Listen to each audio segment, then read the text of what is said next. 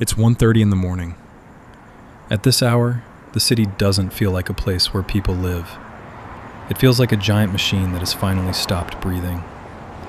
I've spent the last 6 hours inside this concrete shell, a 30-story building project that ran out of money before they could even put in the windows.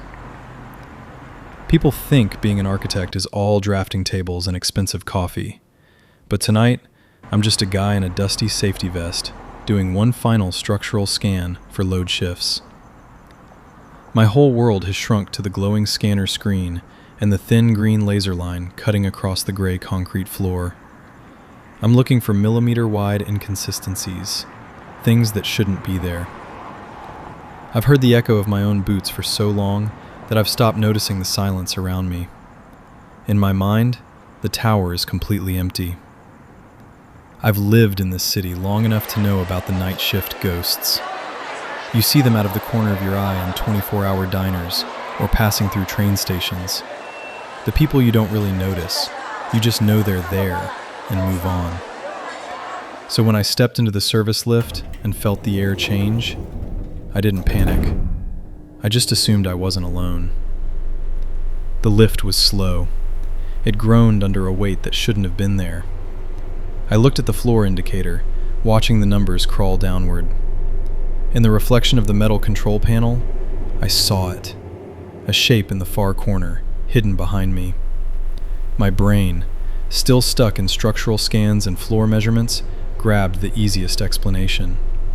Maybe it was a janitor I'd missed in the dark. Maybe one of the contractors had stayed late to move supplies. I told myself the tower was just old, that the elevator needed repairs.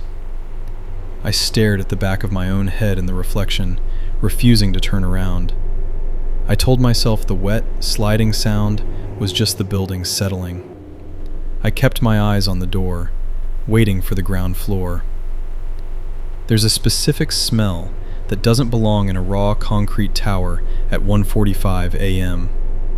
It wasn't the metallic tang of the elevator cables or the dusty, alkaline scent of curing cement.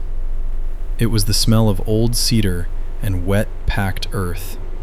The kind of smell you find in a root cellar that hasn't been opened in a century. It was thick, unpleasant, and it was coming from directly behind my left shoulder. I still didn't turn around. I couldn't. I kept my eyes fixed on the reflection in the polished brass control panel. That's when the uneasy feeling turned into something much worse. In the warped metal, I could finally see how big she was. She stood perfectly still, but she was too tall. Even with her head tilted at a strange, hunting angle. And then there was the mask. It wasn't a costume or a medical shield. It was a hood. There were no eye holes. Just featureless fabric face that seemed to absorb the dim light of the lift. My logical mind was scrambling for an explanation, but I was frozen by a strange, primal instinct. I was terrified that if I turned around, if I admitted she shouldn't exist, the situation would become something I couldn't control.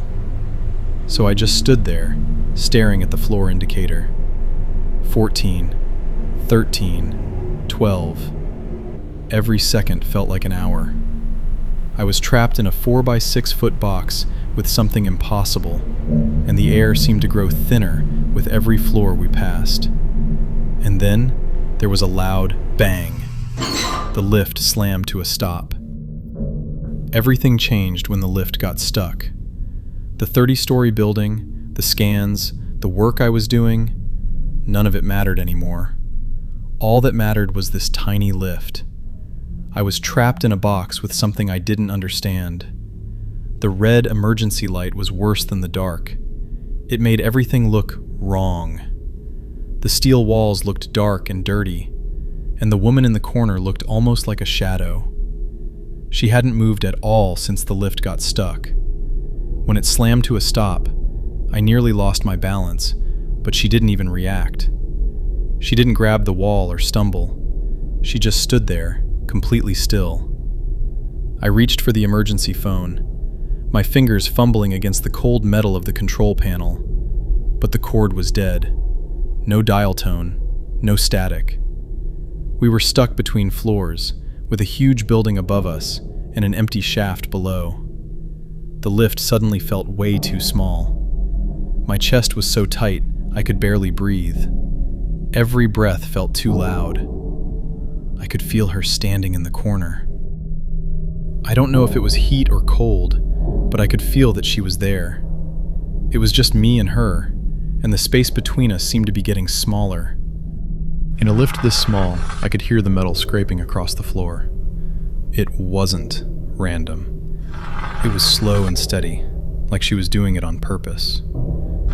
In the red emergency light, the shears looked like a dark shape dragging across the floor toward my feet. That's when I understood what was really terrifying about being trapped in there. It wasn't just that she was dangerous. It was that there was nowhere to go. I had to hear every sound she made and feel every second of it. She finally moved. She didn't rush at me, just tilted her head a little. I could hear her breathing through the cloth over her face. I tried to press myself farther into the corner. Then the scraping stopped. The shears were right next to my boot. In the red light, I could see the rusty tips of the blades slightly open. Then everything went quiet. I kept staring at the shears, and then I noticed something. The vibration I had been feeling wasn't coming from the lift anymore. It was coming from her. That's when I realized. That sound I heard earlier wasn't the building settling. Something was breaking. I looked up for the first time and saw where her other hand was. She wasn't just standing there. One arm was raised above her head, reaching through the emergency hatch in the ceiling. Her long fingers were wrapped around the main cable. She wasn't trapped in the lift with me.